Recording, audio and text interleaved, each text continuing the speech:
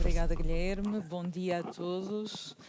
É de facto isso que venho falar hoje, ou disso que venho falar-vos hoje um bocadinho, uma perspectiva, como já tivemos e como também é o mote, não é, deste evento, um bocadinho lata, um bocadinho diferente àquilo que é o AI. Mas antes de começar, cumprimentar-nos mais uma vez, bom dia a todos.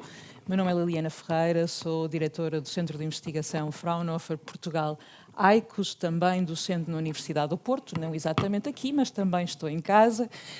Agradecer à DSPA mais um convite para estar convosco, é sempre um enorme gosto participar nestes eventos em que se vêem várias caras, várias competências, várias dinâmicas, todas a interagir e com, obviamente, o profissionalismo com que já nos habituaram a receber. E os parabéns, claro, por virem até ao Porto, que é essencial, muito bem introduzida a motivação e é essencial e é também um enorme prazer receber-vos aqui e espero que seja a primeira de muitas.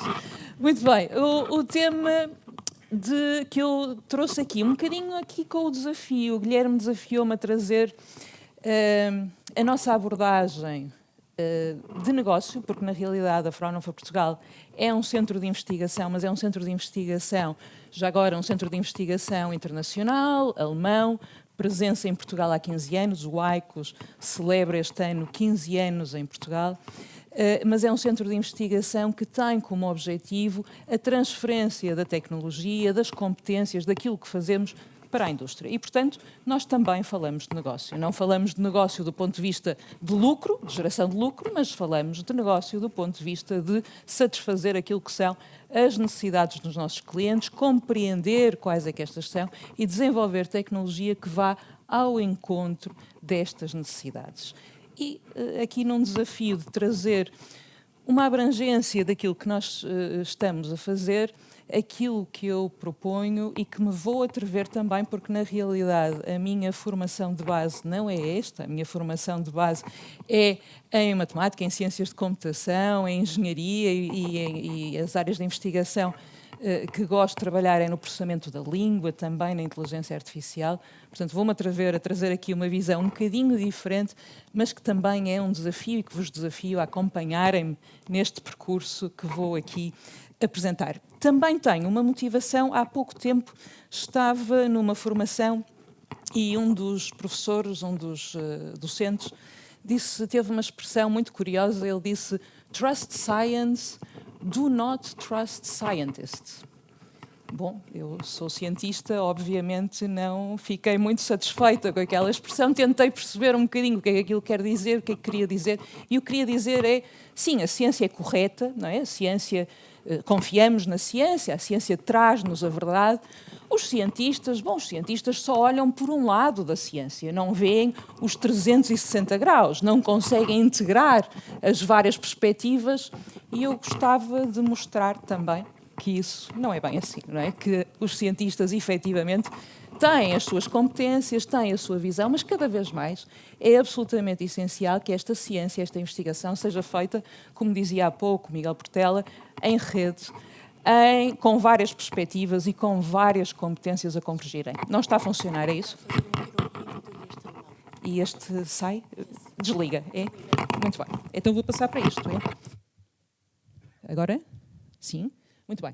Então, conseguem ouvir-me? Agora sim. Muito bem.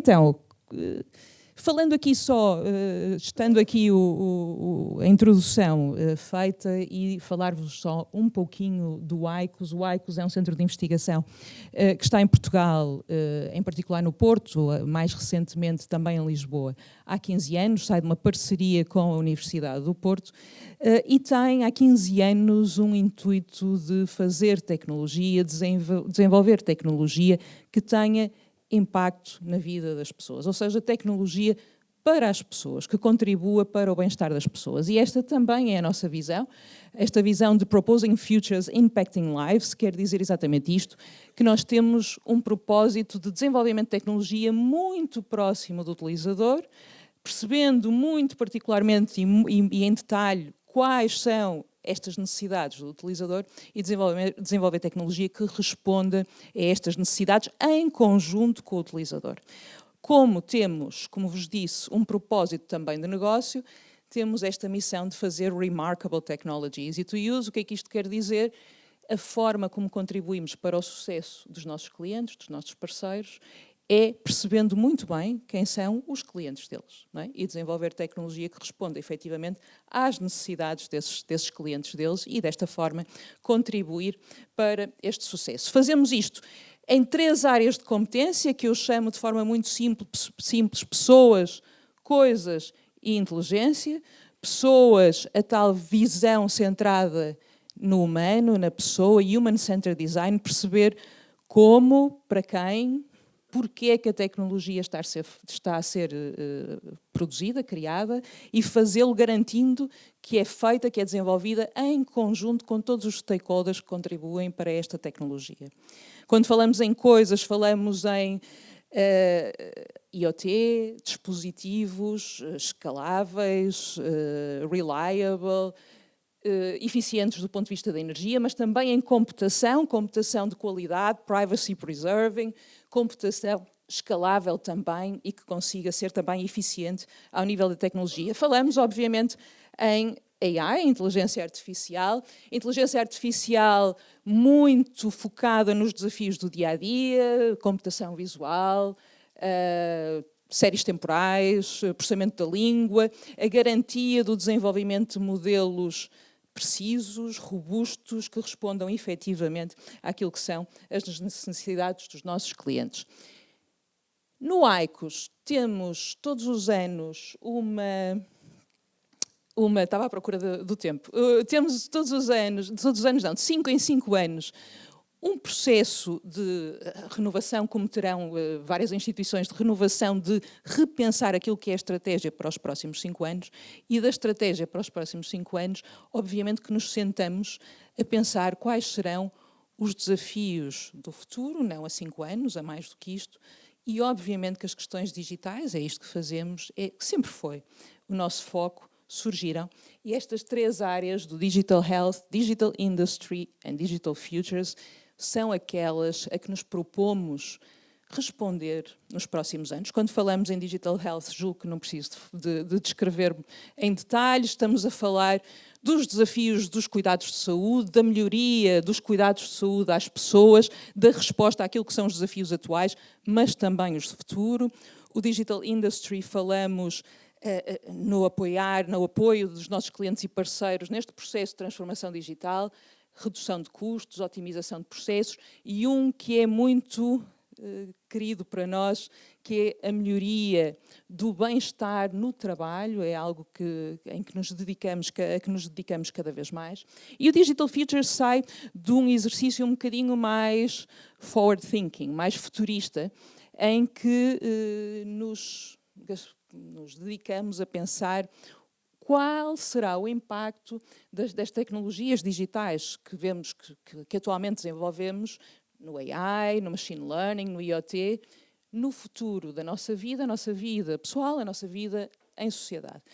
E para dar seguimento a esta apresentação, era também um bocadinho o desafio que vos deixava neste momento, que dedicassem alguns segundos a pensar nisso. O que será o futuro digital? Nós chamamos-lhe os futuros digitais, o que serão esses, não é? Quando pensamos nisso, o que será um futuro com o digital à nossa volta, o que é que vos ocorre, não é? Eu imagino que alguns terão, sei lá, publicidade em holograma, condução autónoma, dispositivos totalmente ligados, dados a circularem, não é? Coisas deste tipo, mas a pergunta que adiciono é como é que nós garantimos, e mais importante, voltando à questão da rede, quem é que nós temos que incluir para garantir que este futuro digital garante o bem-estar das pessoas, para garantir que este futuro digital é ético e que é profundamente humano. O que é que temos que garantir quando desenvolvemos tecnologia que vai assegurar que isto ocorre? Bom, variadíssimas abordagens. Aquilo que eu vos trago é um exemplo daquilo que, de um projeto de vários, não é? E de como é que este projeto e esta abordagem impacta no desenvolvimento de toda a tecnologia, inclusivamente a tecnologia que é posteriormente entregue ao cliente. Okay? E o projeto que vos trago chama-se Signo e é um projeto que se dedica a pensar quais os sistemas de valores nas tecnologias digitais. Tem uma particularidade muito interessante, é um projeto financiado pela Fundação para a Ciência e Tecnologia, Carnegie Mellon Portugal, mas que tem um parceiro e aqui ajuda a responder um bocadinho àquela pergunta de quem é que nós temos que envolver quando pensamos nesta tecnologia, que é o Instituto de Filosofia da Universidade do Porto, que nos ajuda a refletir sobre estas questões. O que nós sabemos, e que certamente concordarão comigo, é que toda a tecnologia, o desenho da tecnologia, transmite e comporta um conjunto de valores. Valores que, se calhar, se pensarem inicialmente, poderão ser valores morais.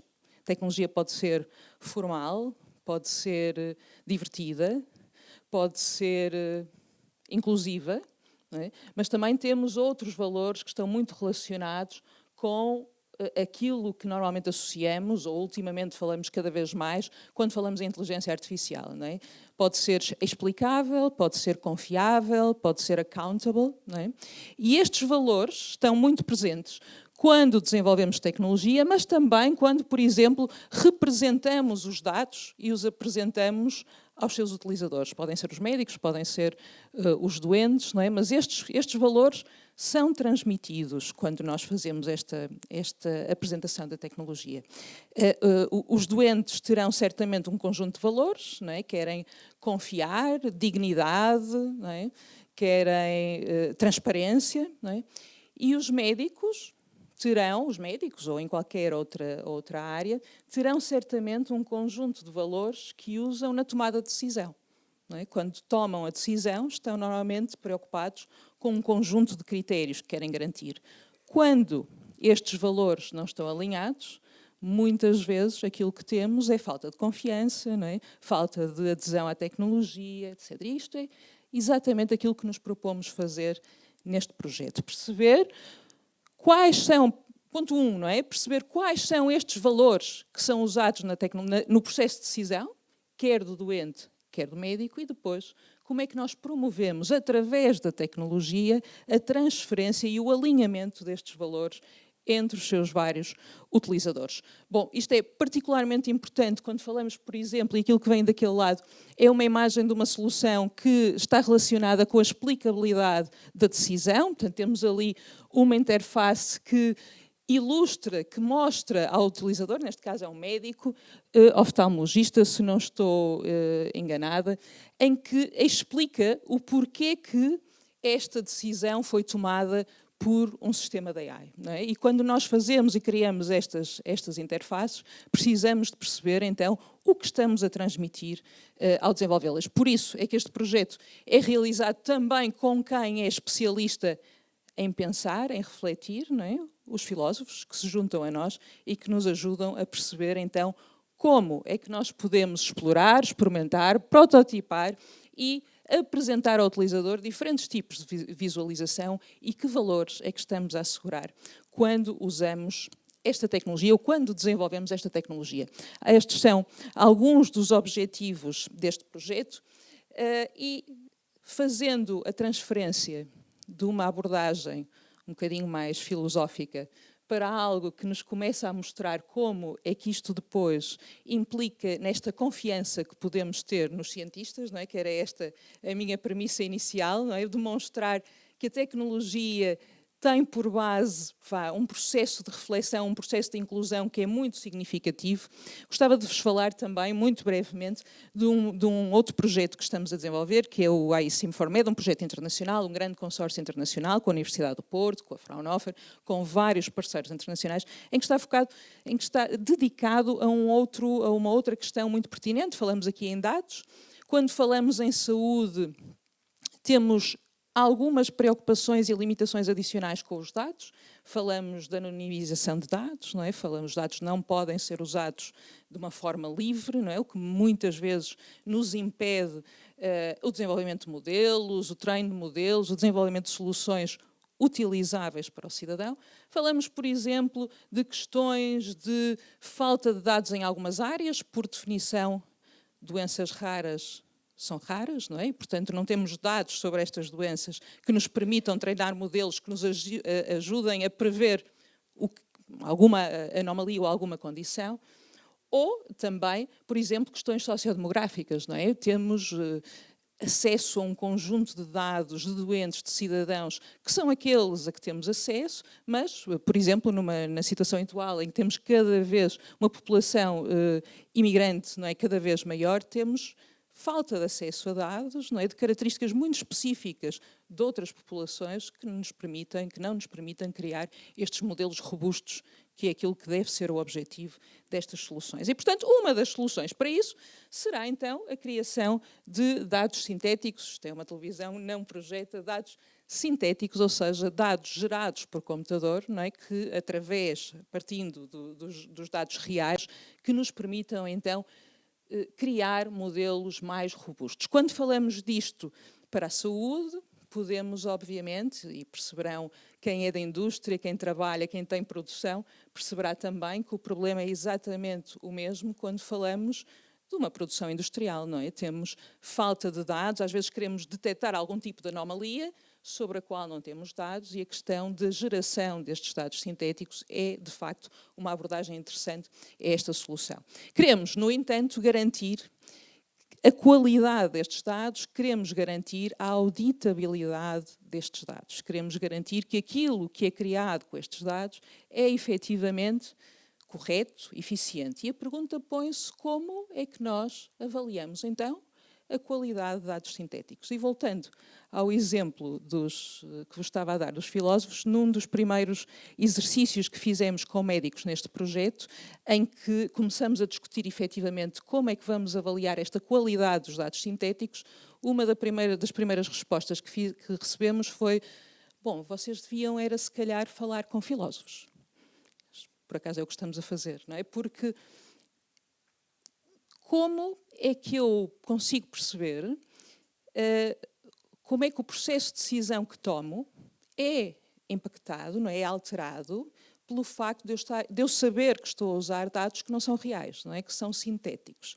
Como é que eu vou criar confiança nestes dados? E tudo isto são, obviamente, questões que às vezes não paramos para pensar nelas, não é? Eu não pararia certamente, mas que são provavelmente aquelas que terão mais importância quando falamos na adesão, na utilidade desta tecnologia. Quando falamos de dados, falamos obviamente também na questão da auditoria dos modelos, não é? E como é que nós desenvolvemos modelos que conseguem, que são auditáveis por um lado e que são transparentes e explicáveis, que fornecem ao utilizador toda a informação necessária sobre a robustez, sobre o modelo e a decisão que está a ser tomada.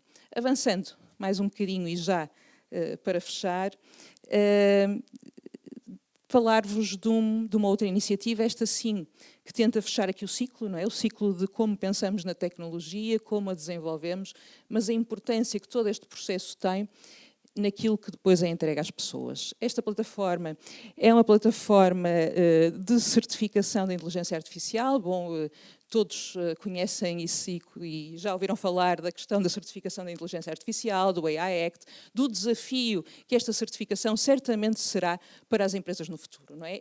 É essencial que no futuro consigamos auditar, principalmente tendo em conta os níveis de risco, não é, do AI e da sua utilização, consigamos auditar, consigamos perceber como é que estes modelos foram treinados, como é que estes modelos foram desenvolvidos. Então, o desafio estará aí muito em breve, não é? Como vamos certificar isto, como vamos auditar. Este é um projeto que estamos a desenvolver já há algum tempo com a Imprensa Nacional Casa da Moeda, que tem como objetivo exatamente isto, a capacidade de auditar. Não vou entrar em detalhes técnicos, eles estão minimamente representados aqui. O objetivo é a capacidade de auditar cada uma das predições que os modelos fazem, usando, claro, os vários critérios que são as várias componentes que contribuem para estas decisões, mas o mais importante disto é que, enquanto nós falamos de auditoria de AI, e se calhar a vários de vós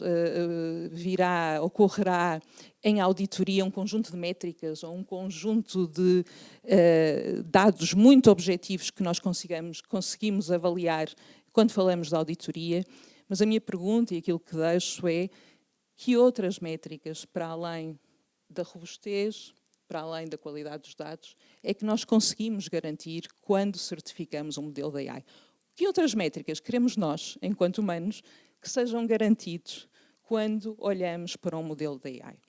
E este é o desafio também que vos deixo, não só para esta sessão, mas também quando pensarem no AI no futuro, é como é que nós garantimos, então, que desenvolvemos modelos de AI confiáveis, explicáveis, auditáveis, obviamente, mas também que efetivamente colocam o cidadão em primeiro lugar e que respondem efetivamente às necessidades da sociedade, destes futuros tecnológicos que estamos neste momento a construir.